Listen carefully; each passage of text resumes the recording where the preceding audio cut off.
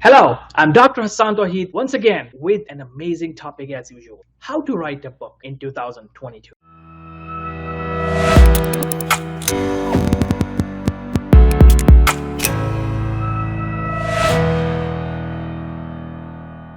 Welcome back. How to write a book in 2022. Why 2022? Because I made one video last year on how to write a book and that was not complete. That was not one of the best videos. The reason is that no video is enough. No matter how many times you make a video on any topic, we'll keep bringing topics again and again with more details, with a better version of the topic that I have discussed previously. In the previous video, I missed some points, and today I will add those points to improve this version of the video. And considering the new times, 2022, what you can do, because this is a COVID time, this is a pandemic time. So how can you write a book in 2022? Let's begin. The first thing first, of course, is the idea. Do you have an idea to write a book? If you do have an idea, that's wonderful. If you don't have an idea, so start with the idea. How do you start with an idea? Take a piece of paper and a pen and start writing the ideas. Should I write this topic? Should I write that topic? See how many topics we have around us. Unlimited amount of topics. If we divide our life into different components, we have health, finance, relationship, career, so many components, spirituality, sports, entertainment. So for a new person who has never written a book, it can be very confusing. So what do you do? How do you go about this? Start with the idea on paper and begin with what you're passionate about. Yes, start to think about what you're passionate about. What do you love the most? What is one thing that you love the most in your life? Is it a field of nursing? Is it a field of medicine? Is it a field of pharmacology, pharmacy? Is it a field of orthopedics? Is it a field of engineering? Is it mechanical engineering? Is it electronic engineering?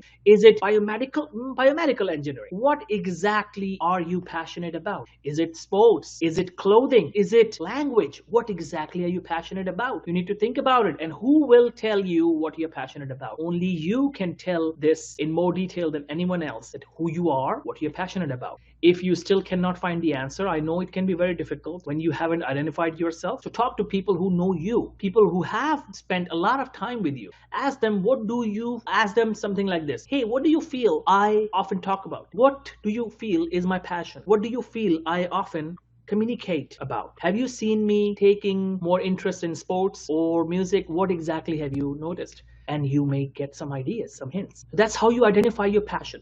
And I'll create more videos on how to identify passion. But for now, just stick with this, that once you have identified your passion, you know what your topic will be. Now, decide your topic, whether you want to have a broad topic, narrow topic, what exactly do you want? Once you have finalized your topic, now start working on your book. Now, how do you go about it? First thing first is, what do you need to write a book? Now, in 2022, we have COVID, right? You cannot go to libraries, can you? If you have a library nearby and they allow you to visit, that's fine, very good. You can collect information related to your topic from different books in libraries and bookstores, and of course, internet. But if you are living in such a situation where, or such a place where you cannot go to libraries, or library is not available, let's say, then what do? Rely on internet. Internet is the best source to collect data. Now start searching all possible relevant information related to your topic. Collect as much information as you can. Straight away, spend 2 to 3 weeks straight just collecting data. Data. 1 article, 2 article, 3 article, blogs, research articles, any books available, any blogs written by anyone. Collect every single piece of information you can find about that topic. Once you have that information, you save it in a file. So you must have a computer, right? In early days, before computer, people used to write books with hands, or they used to use typewriters. But now we have computers. So you don't need to write with your hands unless you really love it. I sometimes write essays and my speeches with my hand. So it's up to you. But writing with hand will take more time, of course. So you can use computer and start writing your book. Now, what do? You have a computer, you find a place to sit, and that will be your dedicated space or dedicated place to write your book. Set a schedule that every day from 9 a.m. to 11 a.m. or from 12 p.m. to 3 p.m. or 2 p.m. I will just sit and work on my book. I will not do anything else. You need to have this kind of determination, this kind of discipline. Once you have this kind of determination, this kind of discipline, then you will be able to finish your book. Otherwise, you will not be able to finish your book. So set schedule. You should have a perfectly scheduled time and a deadline when to finish your book. Remember, without a deadline, nobody can finish anything. You must have a deadline to finish your book. Set a deadline. Write it down on a piece of paper or on a calendar, and that should be in front of you all the time. You should know your time, deadline, and the schedule, that what time of the day you will work on your paper or your book.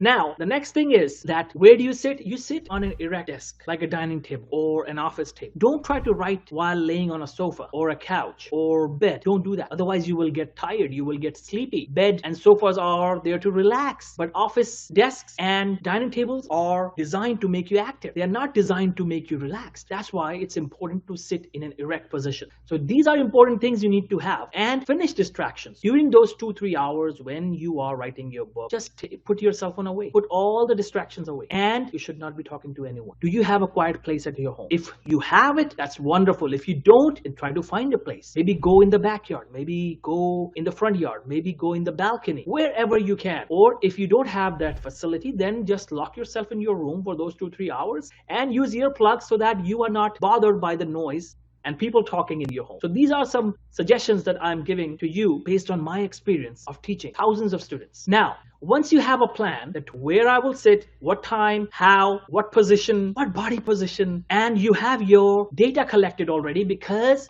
you first started to read. Remember, if you don't read about your topic and you don't collect data, you will not be able to write. So you need to have your data collected. Now, have you collected at least 100 to 500 pieces of articles or blogs related to your topic? If yes, then you are in a position to write a book. If not, then go and search and look for it. Now, the next thing is, once you have collected your data, now organize it. Organize it according to the topics and subtopics. For example, let me give you an example. If your topic is heart, and you're writing a book on heart, then now if you collect data on heart, there will be plethora of evidence. There will be so much of evidence that you will be confused what to do. That's why ideally the book title should be The Treatment of Heart, or The Management of Heart Diseases, The Treatment of Heart Diseases, or The Medications Used in Heart Diseases, something like that. Generally, heart itself will become an unbelievably huge amount of book. Remember, the narrower the topic, the shorter, the smaller the book, and easier the job to finish the book.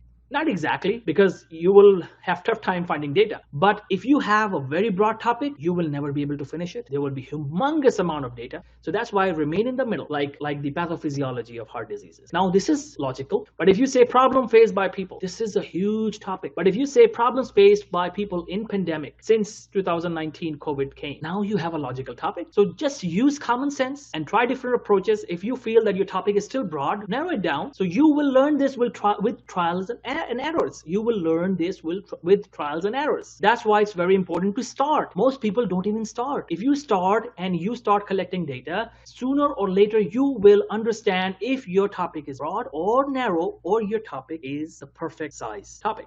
So once you have identified this, you have collected data, you have organized your data, now everything is all set. Now, how many chapters? Now remember, it depends on how long of a book you want to write. You want to write a book of 10 chapters, 20 chapters, 15 chapters, it's up to you. Your life, your decision, your book. Depends what your deadline is, how many days you want to utilize just to write and finish this book. If you feel that according to your deadline only 8 chapters are suitable, that's fine. That could be a short book. If you feel no, I have time, I can write 15 chapters, very good, go ahead and do that. Now divide the chapters. First chapter will focus on this, second chapter this, third chapter this, and the length of each chapter. How to write a book chapter I discussed in my previous video. However, the book chapter video that I created focused more on academic books, but today's video is relevant for anyone. If it's an academic book, it's not an academic book, it's a general book on a scientific topic, fiction, entertainment, any topic, this video will work and help. Now divide the chapters and start writing your chapters, one chapter at a time. How do you eat an elephant? One bite at a time. You cannot eat the whole elephant together in one setting. You need to divide time. It will take some time, but you will eventually eat the elephant. It's a hypothetical example. You don't eat elephant. Nobody eats elephant, right? Probably somebody, I don't know, somebody from any other part of the world. I don't know if they eat elephants. So jokes apart, coming to the serious business, that the example of how to eat an elephant is given. The example of how to eat an elephant is given to explain that if your project is too big, how do you make it easy? Divide into small chunks. So divide into small chapters. Each chapter will be of 5 to 10 pages. So focus on one page. That's it. If you have 10 chapters and you have decided that I will have each chapter of 10 pages, so 100 pages book. So 1 page a day. Just write 1 page a day. That's it. You already have data. Now write 1 page a day. And your chapters will always have the same structure, whether it's academic book, non-academic book. Introduction, body, conclusion. Same thing. So once you have written your chapters, if it's a scientific book, it's a non-academic book, whatever book it is, once you have written the chapters, you are done. Now the next thing is decide the actual title of the book. Yes, it's ideal and best to write the title in the very end, because now you actually have more knowledge, you have more experience, and you have more ideas. So you may have a better title in mind than when you started. And remember, book is a process of evolution. It's a process where you evolve and your book evolves. So it is also possible that you started with another topic in mind, but when you started collecting data, you got more ideas and you said, okay, now maybe I will focus on this direction, I'll focus in this direction, I'll focus in that direction. It's possible and it happens all the time. So let it evolve you. The whole purpose of education and learning to write and collect data and reading is to help you grow. You will grow. So you don't have enough knowledge when you started the project, when you started that book. But when you started collecting data and you started reading, you started to get more knowledge. Yes, your idea will change, your thought process will change, and you will possibly change the topic and title of your book. So it is also possible that you may change the whole concept of the book in the beginning, and it is also possible that after the whole book is written and all chapters are written, you may change the title of the whole book altogether. It is also possible. So once that is done, now what do? You find an editor to edit a book, professional editor for spellings and grammar mistakes. If you have a software to check grammar and spellings, go ahead and do that. Softwares like Grammarly and Turnitin, those are wonderful softwares. Or you can hire somebody from a freelancing website and they can help edit your book. Once that is done, next thing is make sure it is not plagiarized. Nothing should be plagiarized. Plagiarizing is not a good thing. It's an academic fraud. It's an academic crime. And it is one of those mistakes or one of those crimes in which intentions don't matter. So avoid plagiarism. Now the next thing is, once that is done, now finding a publisher. Yes, now it's time to publish your book. Now there are two ways. Either you find a professional publisher, a publishing company, or you self-publish your book. So now let's discuss both of these strategies. If you have decided that, okay, I'll go with a professional publishing company, that's a better approach because you can actually make money out of it as well. Because these publishers are experienced and they have contacts, they will help you sell your book.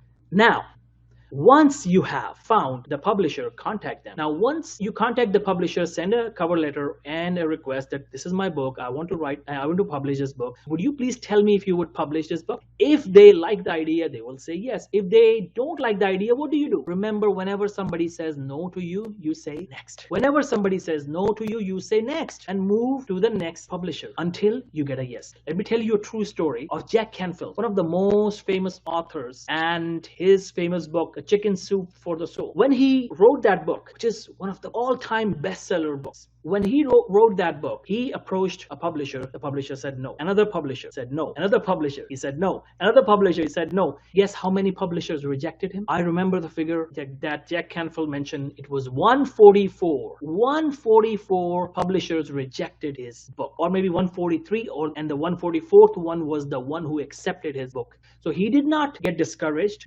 because of rejections. He kept going and kept going and kept going, and finally he got his book published. Now let's say you have a deadline and you really want to publish a book and you cannot take rejections of the book because you don't have time. You want to have it published really fast. Then go with a self-publishing approach. Just so many self-publishing companies. Contact them. Just type how to self-publish my book and you will see the advertisements. Self-publishing companies. And you approach them, see the reputation, reviews of the company, and go and do that. Amazon also helps you self-publish your book. So yes, you can do that through self-publishing approach or by the help of a professional publishing company. So this is how finally you write and complete and publish your book. And this was the whole idea of the book, whether it's academic or non-academic. I hope you like this video. If you have any questions, please comment below. I'll get back to you as soon as I can. Keep learning, keep watching. Thank you.